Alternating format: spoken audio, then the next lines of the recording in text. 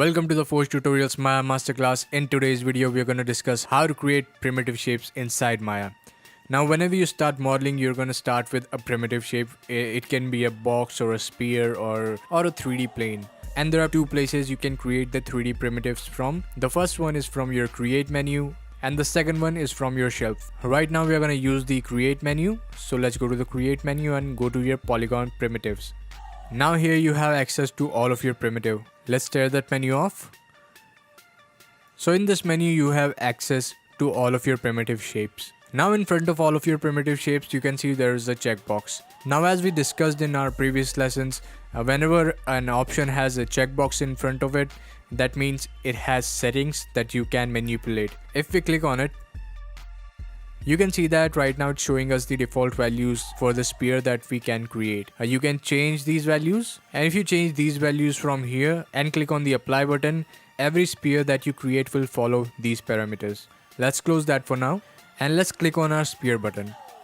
So as you can see, as soon as we click on the sphere button, a sphere in our 3D scene appears. And it is following the values that are put inside these settings. Now there's another way you can create any of these objects and that's called the interactive creation, which you can turn on by clicking on this checkbox down here. Let's click on it. And now our interactive creation is on. For now, let's delete this sphere and create another one using our interactive creation. So now that I have selected the interactive creation and when I click on the sphere, you can see that it's telling us to drag on the grid. Now that's how the interactive creation works. You select the primitive that you want to create and you then drag on the grid. As you can see, there was a difference between the object that was created with the default values and the object that we created with interactive creation. Now let's move on to a little bit more complex primitives to better show you the difference between the default creation and the interactive creation. Let's delete that. Let's turn off our interactive button and let's create a torus. For anyone who doesn't know, a torus is a donut-like shape. So let's create that. When I click on this button, you can see that it has given us a torus with default values. Now what if we use interactive creation? So let's undo that and turn on our interactive creation and select the torus again. You can see it's telling us to drag on the grid again.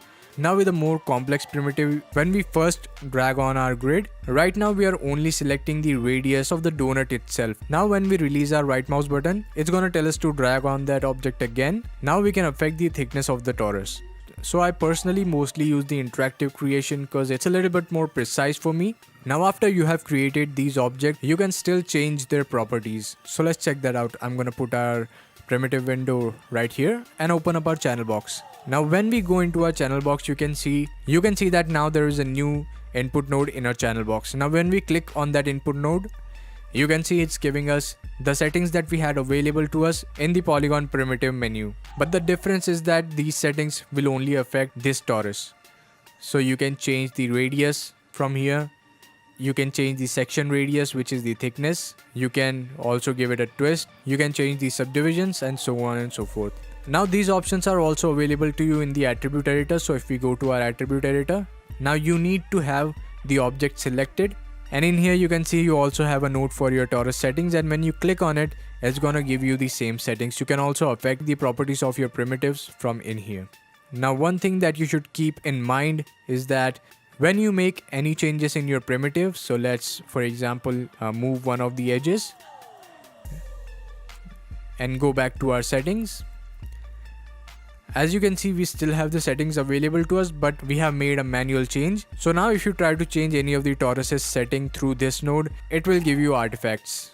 Because now we have made a custom change to the primitive itself and the software doesn't know how to calculate that.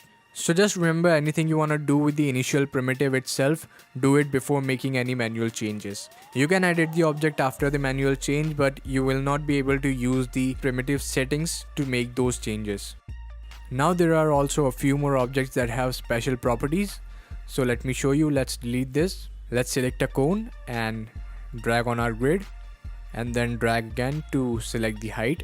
Now when we select our cone and go to our channel box and go to its primitive settings, you can see other than just affecting the radius, height and the subdivisions of the cone itself, you have a few more options. You can also create a round cap. So if we turn that on and go down and increase our cap subdivisions, you can see it's gonna create an ice cream cone like shape. And you have the same special settings available to you in the cylinder. So let's create a cylinder. And here you can also create round caps. So whenever you create an object, check out its settings and be aware of what options are available to you. Because I have seen people waste time making a cylinder and then making a sphere and then joining the sphere and the cylinder to make a capsule shape, which if they just saw the option in the cylinder settings, they could have just turned the caps on and increased the subdivisions to make a capsule shape and saved themselves a couple of minutes or two. And in the long run, when you're creating a lot of objects, these things can save you a lot of time because those minutes add up. So now that you know how to create primitive shapes, be sure to go through all of these at least once and check out their settings so you know what every primitive is capable of creating. And that's it for this video. And as always, if you like this video, subscribe to the channel and I'll see you in the next video.